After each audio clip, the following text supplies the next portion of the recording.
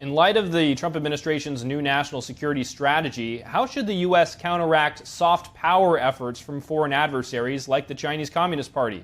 In a telling case, Linda Sun, a former New York State official accused of spying for China, exerted pressure over former Governor Andrew Cuomo's speechwriter.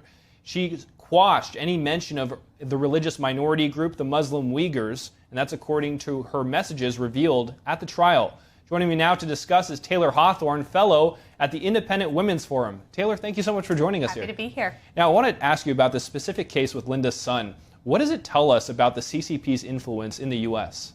That they're not slowing down and that they're not stopping. I mean, you're looking at one of the greatest, most influential, important states in our country having their claws, like China's claws into them and have their influence. And I think that that is incredibly dangerous and incredibly telling. And the person who is regrettably most influenced is now in the gubernatorial seat in that state.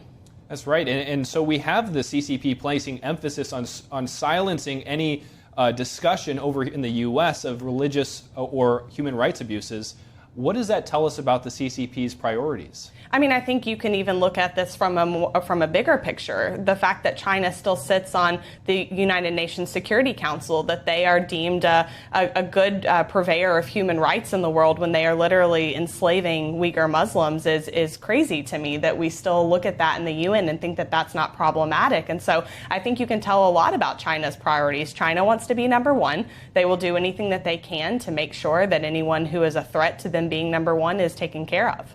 And I want to go into the Sun case a little bit more. Linda Sun, in her testimony, said that when Kathy Hochul was lieutenant governor, she said Hochul was much more obedient than Cuomo when Hochul filmed a New Jersey's greeting for the Chinese consulate. How widespread is this manipulation from the CCP among our public officials? I think it's probably, I would hope to say none, but I think it's probably a lot more notable than we even think it is. I think the FBI cited that in the last 10 years alone, economic espionage cases and influence cases have increased by 1,300% over the last decade, which is absolutely huge. I mean, I think their influence is great. They commit acts of hybrid warfare on a regular basis. They are in our schools, they are in our institutions, they are in our echelons of government. We've got members of Congress dating Chinese spies, and everyone's looking the other direction and thinking that that's not a big deal, and it is a big deal. Absolutely. And you mentioned education. The House just passed a bill restricting K-12 schools from receiving federal funding if they accept funding from the CCP. What's the CCP's goal in partnering with American education?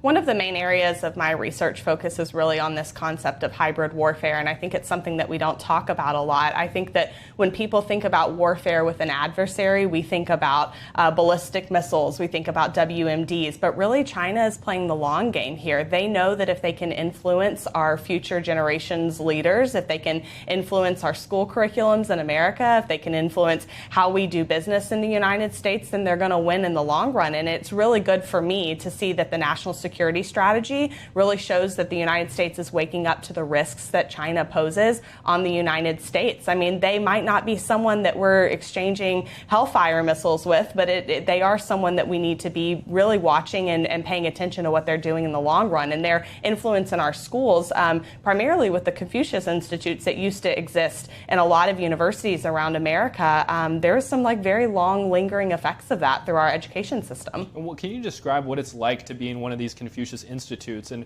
maybe many of our audiences don't know about the impacts of the CCP and having these Confucius Institutes on a college campus, which many have been eliminated, but there are still many at many major universities. I think it's really important to note the difference that Chinese students are really not the problem here. You know, I don't want to sit here and vilify all Chinese students. This is the CCP that uses their influence on our government education institutions and our universities. And so it's like the death of 1,000 cuts. You know, they sit there and they implement ideas. They implement really a lot of initiatives where this idea of the DEI military initiatives that they were implementing inside of our universities and infecting our students with this idea that if there is not this concept of equity among everyone that sits at the table, then your voice doesn't matter. And so it was really seeding this disenfranchisement among our students on these college campuses and introducing these ideas that if China had not been introducing them, probably would not have occurred organically. And so it's really a death of 1,000 cuts. How does the implementation of DEI into schools benefit the CCP?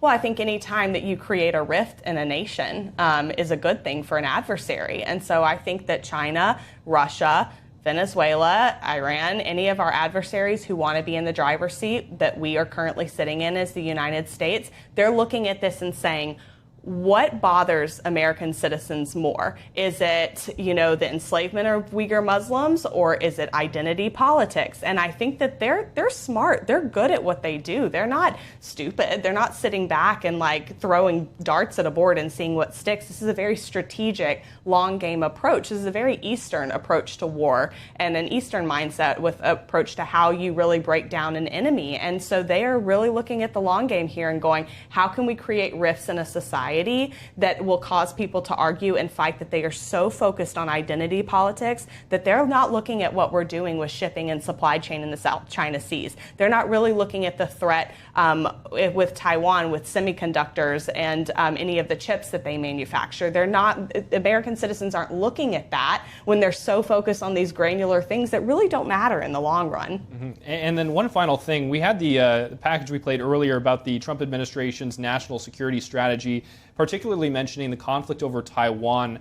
The main strategy here is to maintain military superiority. Why is that such a big issue for the Trump administration? China really focuses a lot on soft power, and they respond to soft power.